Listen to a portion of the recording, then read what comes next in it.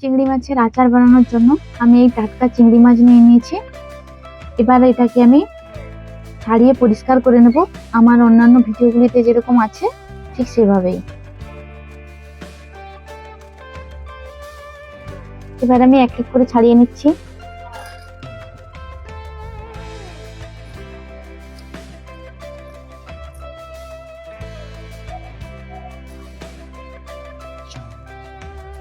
মাথার পুরোটা খোলা আমি তুলে দেবো।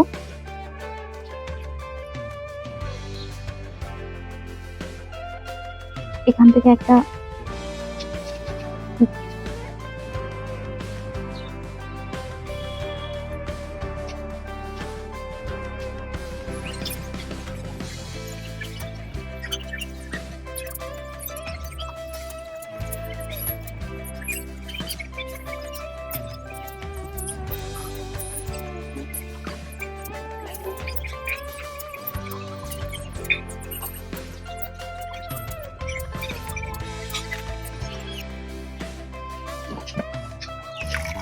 মাছগুলোকে আমি কেটে ছাড়িয়ে নিয়েছি। এবার আমি ধুয়ে নিচ্ছি।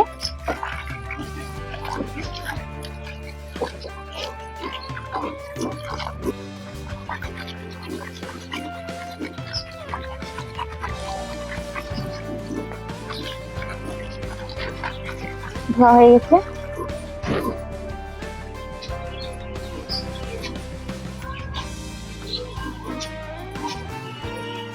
নমস্কার বন্ধুরা, রানুর রেসিপিতে সবাইকে স্বাগত জানাই। আজকে আমি বানাতে চলেছি চিংড়ি মাছের আচার। শীতকালে তো আপনারা অনেক রকমের আচার খেয়েছেন, আজকে আমি এক নতুন রেসিপি শেয়ার করে আপনাদের দেখাবো। তার জন্য আমি নিয়ে নিয়েছি চিংড়ি মাছ, খোসা ছাড়িয়ে পরিষ্কার করে নিয়েছি। তারপর নিয়েছি শুকনো লঙ্কা, গোলমরিচ, এলাচ, লবঙ্গ, কালো সরিষা, ধনে, মেথি, মৌরি, কাঁচা লঙ্কা, লেবু, গুড়, আদা কুচি, রসুন কুচি। আর নিয়ে নিয়েছি তেঁতুল। তেঁতুলটাকে আমি জল দিয়ে অনেকক্ষণ আগে ভিজিয়ে রেখেছি, ওই জলটা আমি আচারে ব্যবহার করব। আর নিয়েছি কারি পাতা। এবারে মাছটাতে আমি নুন হলুদ মাখিয়ে নেব।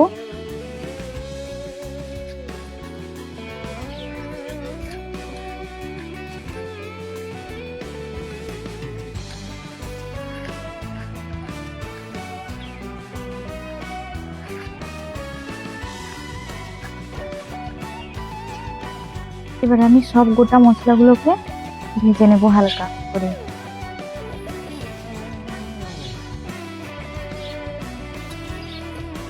আর আপনারা অবশ্যই খেয়াল রাখবেন যাতে মশলাটা বেশি ভাজা না হয়ে যায়।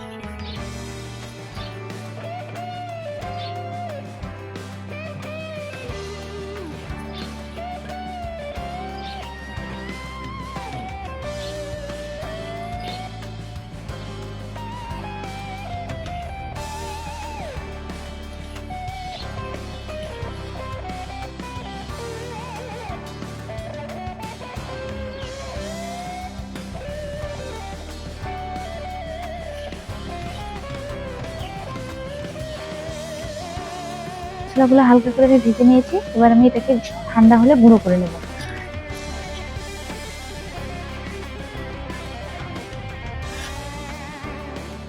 এবার কড়াতে আমি সামান্য পরিমাণ সরিষার তেল দিয়ে চিংড়ি মাছটা ভেজে নেব, যাতে চিংড়ি মাছের জলটা শুকিয়ে যায়।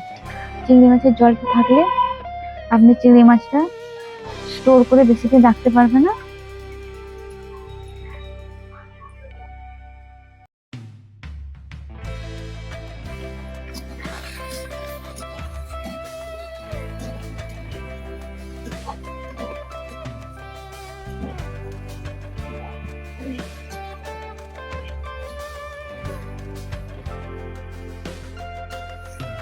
এবার চিংড়ি মাছটা আমি ঢাকা দিয়ে হালকা করে ভেজে নেব।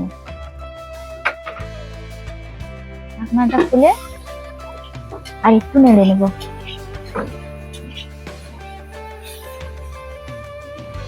ভালো করে নেড়ে চেড়ে আমি চিংড়ি মাছের জলটা শুকিয়ে নেব।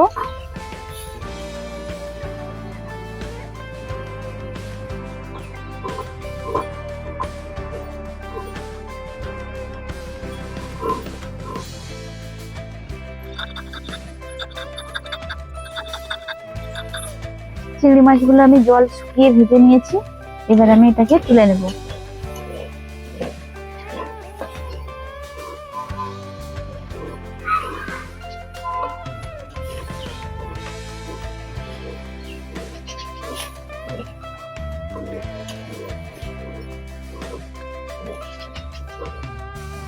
এবার আমি কড়াইতে সর্ষের তেল দিয়েছি।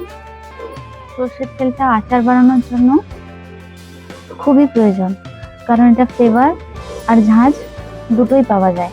তাই আমি সর্ষের তেল নিয়ে নিয়েছি।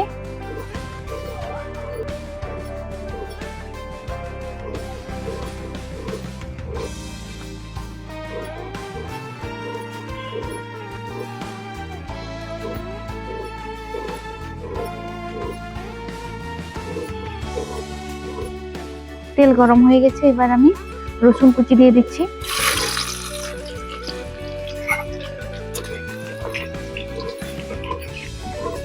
রসুনের পর এবার আমি আদা কুচি দিয়ে দিচ্ছি।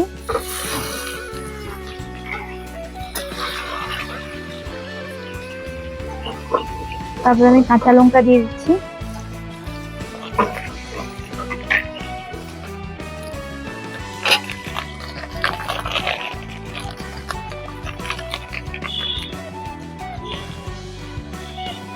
ভাজা হয়ে গেছে, এবার আমি ভেজে রাখা চিংড়ি মাছটা দিয়ে দিচ্ছি।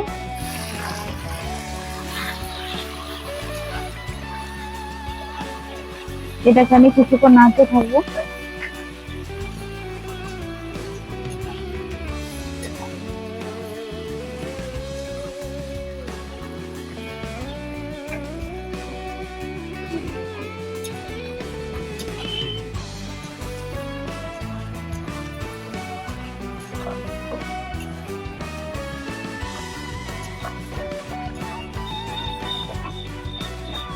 চিংড়ি মাছটা আমি একবার বাদামি করে ভেজে নিয়েছি। এবার আমি দিয়ে দেবো গুড়।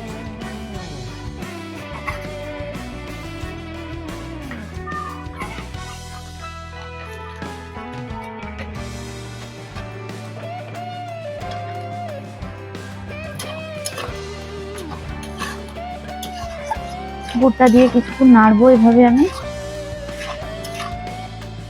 এবার আমি তেঁতুল ভিজে রাখা জলটা দিয়ে দিচ্ছি।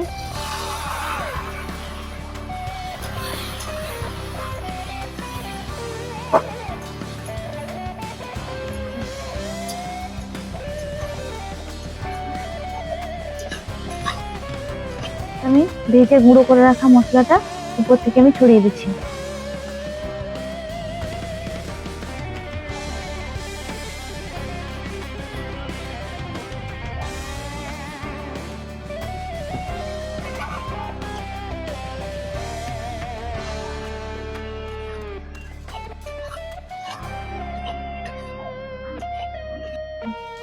এবার আমি স্বাদ মতো নুন দিয়ে দিচ্ছি।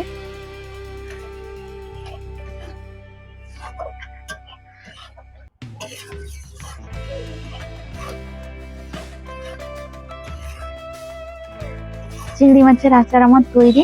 এবার আমি নামিয়ে নেব।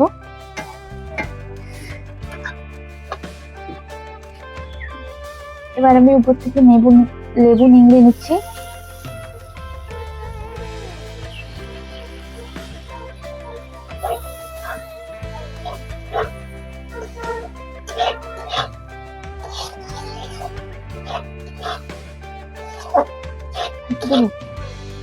এই যে আপনারা দেখতে পাচ্ছেন কালচে কালারটা আসছে, এটা তেঁতুলের জন্য।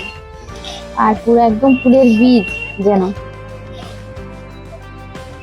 আপনারাও বাড়িতে ট্রাই করে দেখতে পারেন, আর আপনারা খেয়ে অবশ্যই জানাবেন কেমন হয়েছে রেসিপিটি।